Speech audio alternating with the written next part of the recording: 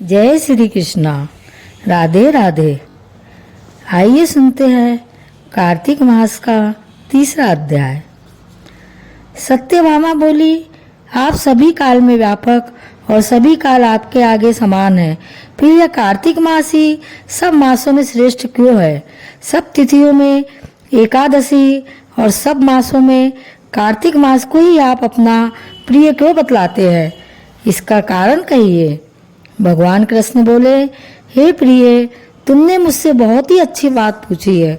सुनो, मैं तुमको इसका कारण बतलाता हूँ, ध्यान से सुनो। इसी प्रकार एक बार महाराज बेन के पुत्र राजा पृथु ने प्रश्न के उत्तर में देवर्षि नारद से प्रश्न किया था और श्री नारद जी ने उसे कार्तिक मास की महिमा बतलाई थी।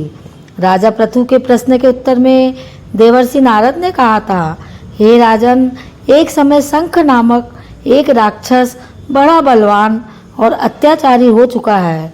उसने अपने अत्याचारों से तीनों लोगों को कंपायमान कर दिया था। उस शंखासुर ने स्वर्ग में रहने वाले देवताओं को जीतकर इंद्र आदि 10 लोकपालों के अधिकारों को छीन लिया। उससे डरकर सभी देवता सुमेरु पर्वत की गुफाओं में कुटुंबियों के साथ बहुत दिनों तक छुपे रहे। वे सुमेरु पर्वत की गुफाओं में निश्चिंत होकर रहने लगे।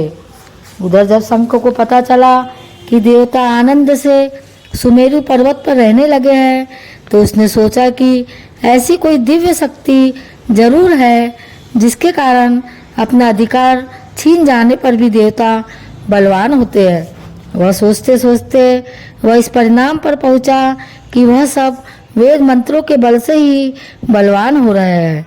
अगर इनसे वेद छीन लिए जाए तो वह अपने आप निर्बल हो जाएंगे। देवर्षि नारद बोले, ऐसा सोचकर असुर शंख ने भगवान विष्णु को सोते हुए देखकर सत्यलोक में वेद चुराने के लिए पहुंचा। उसको आता देखकर भगवान विष्णु ने उसकी नीयत जानकर उसके डर के मारे बीज मंत्रों के साथ समुद्र के जल में छिप गए। शंख भी वेद मंत्रों तथा बीज मंत्रों को ढूंढता हुआ समुद्र में प्रविष्ट हो गया, लेकिन ना तो उसको वेद मंत्र मिले और ना ही बीज मंत्र।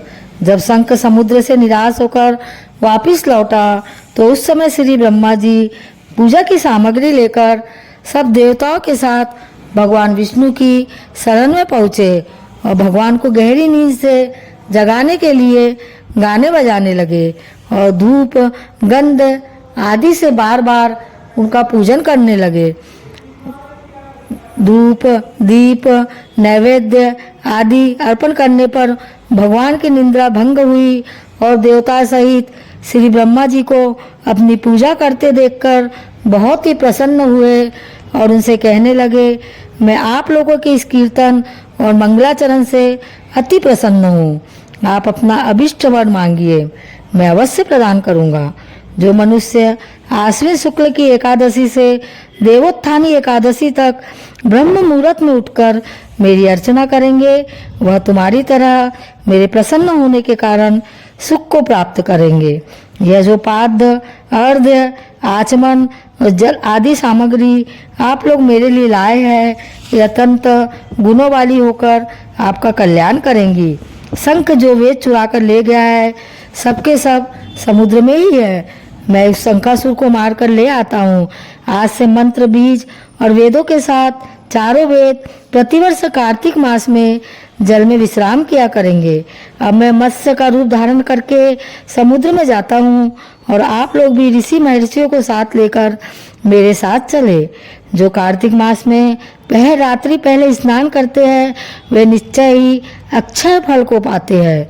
वह अज्ञात में अमृत स्नान का फल प्राप्त करते हैं। हे देवेंद्र, जो कार्तिक मास में व्रत करते हैं उन्हें सब प्रकार से धन पुत्र पुत्री आदि देते रहना। उन्हें सब आपत्तियों से बचाते रहना।